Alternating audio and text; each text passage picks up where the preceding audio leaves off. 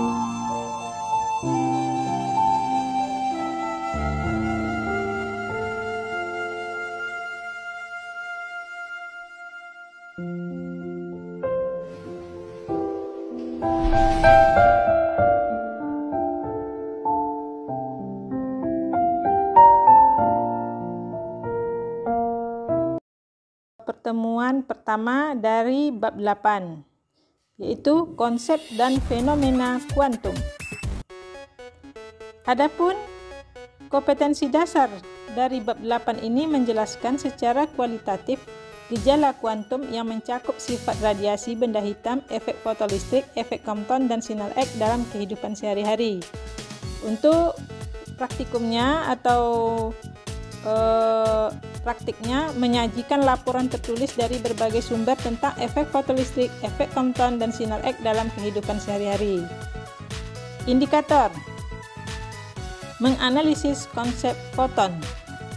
Tujuannya, peserta didik mampu menjelaskan secara kualitatif gejala kuantum yang mencakup sifat radiasi benda hitam, efek fotolistrik, efek Compton, dan sinar X dalam kehidupan sehari-hari. Sebelum kita masuk materi bab 8 ini, berarti kita ingat dulu materi yang lalu yang berhubungan dengan materi bab 8, yaitu pada materi bab 6 tentang radiasi gelombang elektromagnetik. Ananda juga sudah tahu bahwa gelombang elektromagnetik itu adalah gelombang yang tidak memerlukan media dalam perambatannya, berarti bisa di ruang hampa.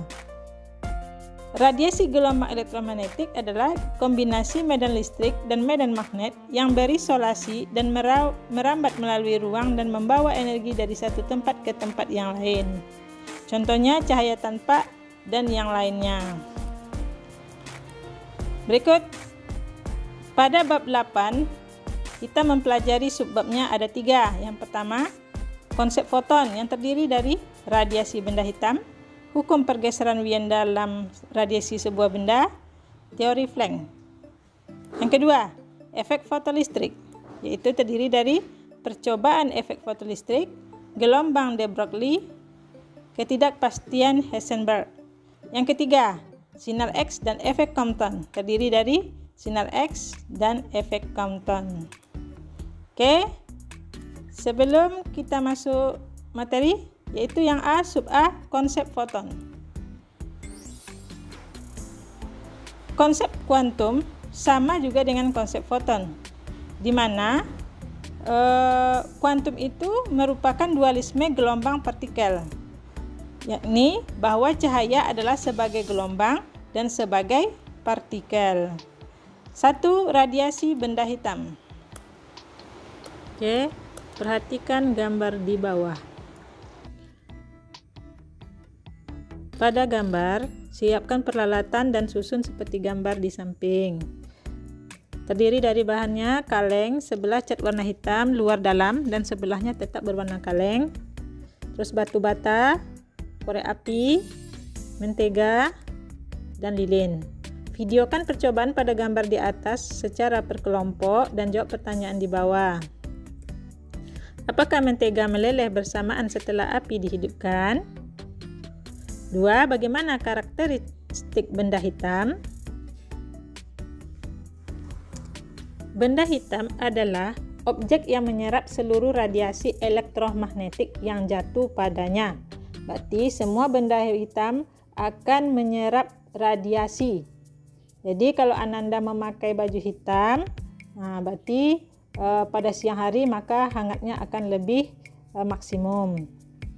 Pada tahun 1879, Joseph Stefan melakukan pengamatan tentang benda hitam dengan hasil daya total yang dipancarkan oleh suatu benda sebanding dengan pangkat 4 suhu mutlaknya.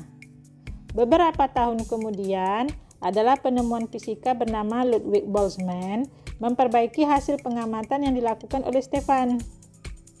Sehingga Boltzmann menghasilkan suatu hubungan yang dikenal dengan hukum Stefan-Boltzmann yang berbunyi, energi yang dipancarkan oleh suatu permukaan hitam berbentuk radiasi kalor tiap satuan waktu sebanding dengan pangkat 4 suhu mutlak dan luas permukaan dari benda hitam tersebut. Secara matematis dirumuskan bahwa P sama dengan Q per T. Berarti ini energi per waktu. Dirumuskan E kali sigma kali A kali T pangkat 4. Maka jika kita mencari energi, maka T dipindahkan sebelah sama dengan menjadi E sigma A pangkat 4 kali T waktu. Dengan keterangan P sama dengan Q per T, berarti namanya laju radiasi per kalor atau daya, satuannya joule per sekon atau watt.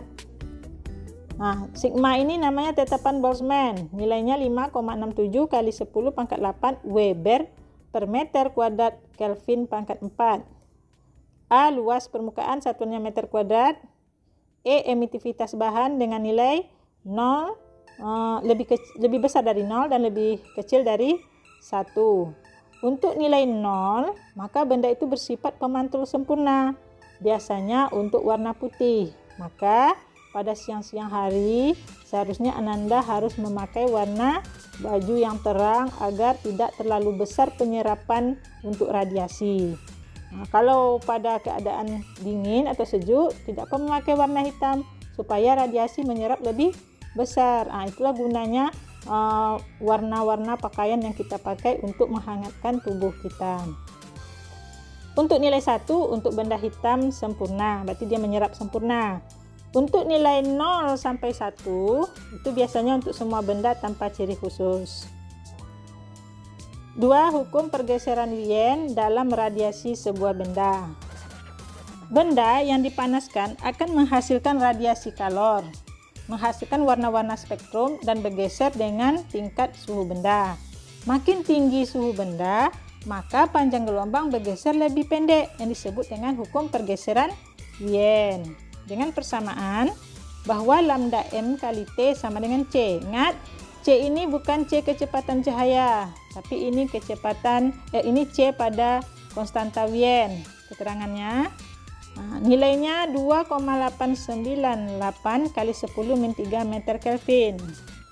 Nah, hurufnya pun besar. T adalah suhu, nah satuannya Kelvin. Lambda biasanya panjang gelombang, berarti pada Wien lambda M karena dia panjang gelombang minimum. Ini ada grafik intensitas radiasi benda hitam. Ya, perhatikan grafiknya. Ini pada grafik sumbu Y ini intensitasnya, pada sumbu X ini panjang gelombang. Kita lihat suhunya. Makin tinggi suhu, maka panjang gelombangnya makin pendek. Nih perhatikan. Ini paling maksimum, panjang gelombangnya hanya sedikit. Nah, kalau dia suhunya segini, panjang gelombangnya sedikit ini. Tapi dia makin rendah, panjang gelombang akan makin besar. Terus perhatikan pendekatan warna pijar suatu benda panas terhadap suhu. Nah, kita perhatikan, ini benda pijar. Kalau dilihat, jika dipanaskan, warna pertama adalah merah. Nah, jika api kita besar, biasanya warnanya orange. Orange itu udah maksimum apinya. Nah, kalau lebih tinggi suhunya lagi, ini biasanya bukan untuk masak, berarti untuk meleburkan besi, kaca dan lain-lain. Nah, ini maksimum berwarna putih.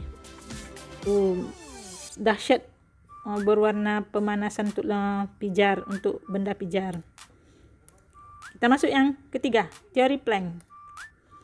Tahun 1900 Max Planck melakukan penelitian tentang radiasi benda hitam. Energi yang dipancarkan benda hitam berbentuk paket-paket kecil yang disebut dengan kuanta, bukan dalam kontinu. Hasil penelitiannya, radiasi yang dipancarkan oleh getaran-getaran molekul hanya memiliki satuan-satuan diskret. Energi dari molekul-molekul mengalami kuantisasi. Energi yang diperbolehkan pada suatu molekul disebutkan tingkat energi. Tingkat energi merupakan bilangan asli yang selanjutnya disebut bilangan kuantum. Dirumuskan En sama dengan NhV. Kedua, kuantum atau foton adalah molekul-molekul yang meradiasikan atau menyerap energi cahaya dalam satuan diskret dengan cara berpindah atau melompat. Cara matematis dirumuskan E sama dengan HV. Oke, keterangan. Kita tahu bahwa N itu adalah bilangan kuantum atau foton. Nilainya 1, 2, 3 dan seterusnya. H itu tetapan Planck. Nilainya 6,63 kali 10 min 4 joule sekon. V itu frekuensi, satuannya Hertz. Contoh soal. Sebuah benda bersuhu 727 derajat Celcius. Ingat, kita rubah ke Kelvin kelas 1 ditambah 273. Maka diketahui T menjadi 1000 Kelvin. Terus, pada dinding seluas 150 cm rubah ke meter menjadi 150 kali 10 pangkat min 4 meter persegi. Dia meradiasikan gelombang elektromagnetik sehingga foton membentur keseluruhan dinding. Jumlah foton yang keluar permukaan benda tiap satuan waktu, berarti jumlah foton N. Tiap satuan waktu berarti per T. Berarti N per T nilainya 1,701 kali 10 pangkat 20 foton per sekon. Terus konstanta Planck. Nah, kita tahu bahwa tadi nilai hurufnya A, nilainya 6,67 kali 10 min 34 joule sekon.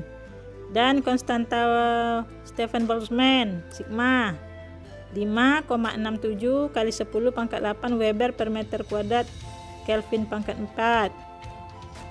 Terus E-nya tidak ada, kita buat E-nya setengah karena tidak hitam dan tidak putih. Ditanya panjang gelombang, berarti lambda. Kita masukkan rumus. Nah, energi foton berarti energi fotonnya kita samakan dengan energi foton pada benda hitam, radiasi benda hitam. Kita tahu tadi bahwa energi pada radiasi benda hitam adalah Q per T. T tadi kata ibu pindah sebelah sama dengan menjadi NhV sama dengan E sigma A T pangkat 4 kali T. Kita tahu tadi V itu C per lambda. Kita masukkan. Maka rumusnya menjadi NhC per lambda sama dengan E sigma A T pangkat 4 kali T. Kita sempurnakan rumusnya. Kita tanyakan tadi tanya lambda. maka lambda sama dengan N per T HC per E sigma A T pangkat 4. Kita masukkan angkanya. Nah, sesuai yang diketahui, kita masukkan angkanya. Kita kalikan yang di atas, kita kalikan yang di bawah, lalu kita bagi, maka hasilnya menjadi 0,0792 kali 10 pangkat min 5 meter. Kita buat dia 10 pangkat min 9, maka nilainya 792 kali 10 pangkat min 9. Kita tahu bahwa 10 pangkat min 9 ini merupakan nano. Maka kita buat simbol nanometer. Baiklah, Ananda semua. Pada pertemuan pertama ini selesai materi kita, dan jangan lupa untuk minggu depan materi kita tentang efek fotolistrik. Silahkan dilihat referensinya di buku-buku dan internet agar Ananda lebih mudah untuk memahami dan mengikuti pelajaran berikutnya.